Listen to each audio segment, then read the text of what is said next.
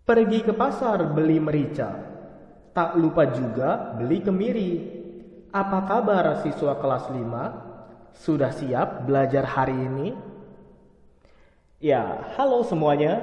Kembali lagi dengan Bapak dalam kegiatan belajar dari rumah. Ya, mungkin kalian sudah bisa menebak ya. Hari ini kita akan belajar apa? Hari ini kita akan belajar muatan pelajaran bahasa Indonesia mengenai pantun. Ya, yang akan kita bahas hari ini diantaranya ada ciri-ciri pantun, lalu jenis-jenisnya, dan masih banyak lagi ya. Jadi mari perhatikan dengan baik. Pantun. Nah, ini Bapak yakin kalian tidak asing lagi ya dengan istilahnya ya. Pasti minimal sudah pernah mendengar atau melihat bentuk pantun itu seperti apa. Nah, pantun adalah puisi lama yang terdiri dari 4 larik atau baris. Larik atau baris ini sama ya. Dalam satu bait. Jadi sebenarnya ini bentuk puisi, tapi puisi lama, puisi kuno. Disebutnya pantun ya. Jadi pantun sama puisi yang kalian kenal itu satu keluarga gitu, tapi beda jenis. Lalu apa yang dimaksud dengan bait? Tadi kan disebut bait ya.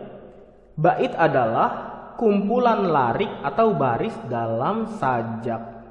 Jadi dalam satu bait itu ada beberapa baris. Sedangkan larik atau baris adalah kesatuan kata yang membentuk frasa atau kalimat dalam sajak. Berarti larik ini berisi kumpulan-kumpulan kata ya. Nah, lalu ciri-cirinya. Bagaimana kita membedakan pantun dengan karya sastra yang lain ya? Di sini sudah ada contoh pantun ya. Kalian bisa lihat. Yang pertama, ciri-ciri pantun adalah tiap bait terdiri dari 4 baris. Nah, mari kita lihat contoh di sini ya. Ada 4 baris atau ada 4 larik. 1, 2, 3, 4. Benar ya?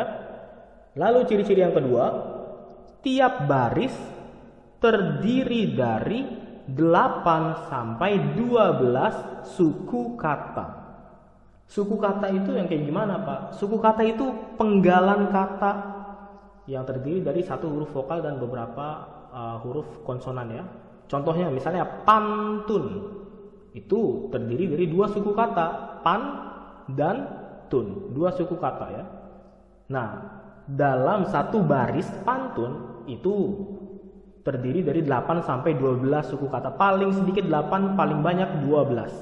Mari kita coba hitung satu per satu. Mulai dari baris pertama ya. Kalian bisa kalian juga bisa ikut hitung di rumah ya. Siapa tahu Bapak salah hitung kan ya. Kalian hitung pakai jari kalian boleh.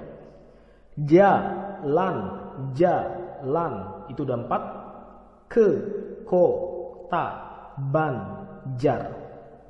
9 suku kata. Benar ya? Lanjut ke baris yang kedua. Jangan lupa membeli babat. Ada 9 suku kata. Berarti masih masuk ya, masih masuk. Baris yang ketiga. Jika kamu ingin jadi pintar, 10 suku kata, masih dalam ketentuan. Maka belajarlah dengan giat. 10 suku kata. Masih masuk dalam ketentuan ya. Nah, artinya ini merupakan pantun yang baik. 8 sampai 12 suku kata. Ciri-ciri yang selanjutnya. Baris pertama dan kedua merupakan sampiran. Sampiran itu apa, Pak? Sampiran adalah bagian pengantar dari pantun. Bagian pengantar. Dan tidak berhubungan dengan isinya. Biasanya tidak berhubungan dengan isinya. Mari kita lihat ya. Baris kedua dan baris ketiga. Baris pertama dan baris kedua. Itu adalah sampiran. Sedangkan baris ketiga dan baris keempat merupakan isi pantun ya. Isi pantun adalah pesan yang ingin disampaikan oleh pantun tersebut. Nah, sekarang mari kita lihat apakah benar sampirannya itu tidak berhubungan dengan isi.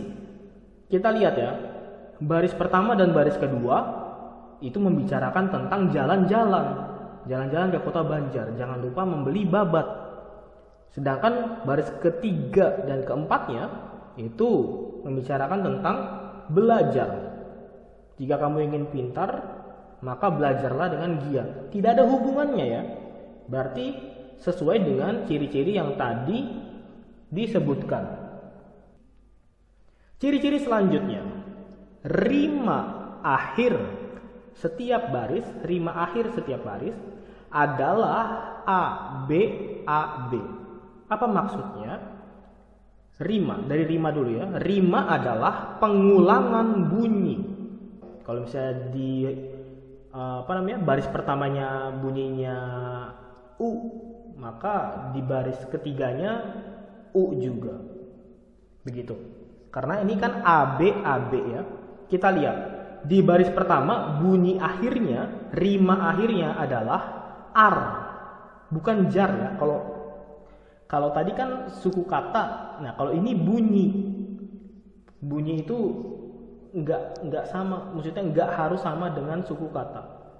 Kita lihat baris pertama bunyinya adalah ar, baris kedua bunyinya adalah at. Bunyi ketiga sama dengan baris ketiga sama dengan baris pertama kan, ar juga.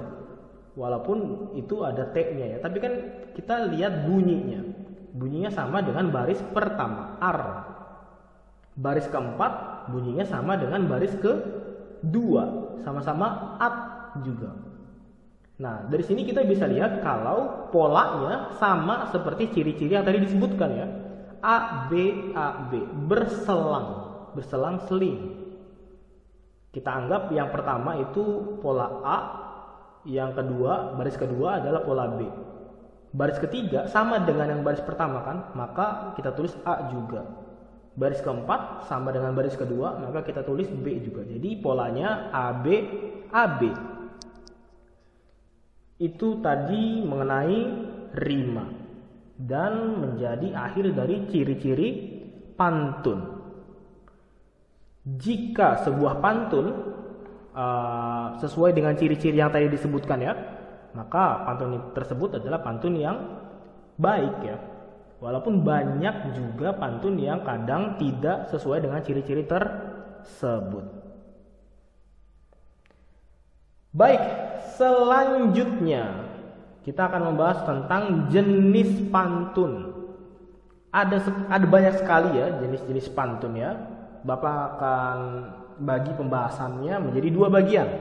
Yang pertama adalah jenis pantun berdasarkan kelompok usianya, kelompok usia. Yang pertama adalah pantun anak.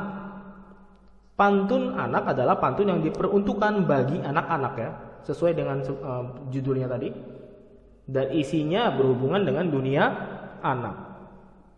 Yang kedua adalah pantun remaja atau pantun muda, yaitu pantun yang berkaitan dengan kehidupan remaja dan isinya biasanya berhubungan dengan masalah asmara ya, percintaan seperti itu. Sedangkan yang ketiga adalah pantun tua atau pantun orang tua.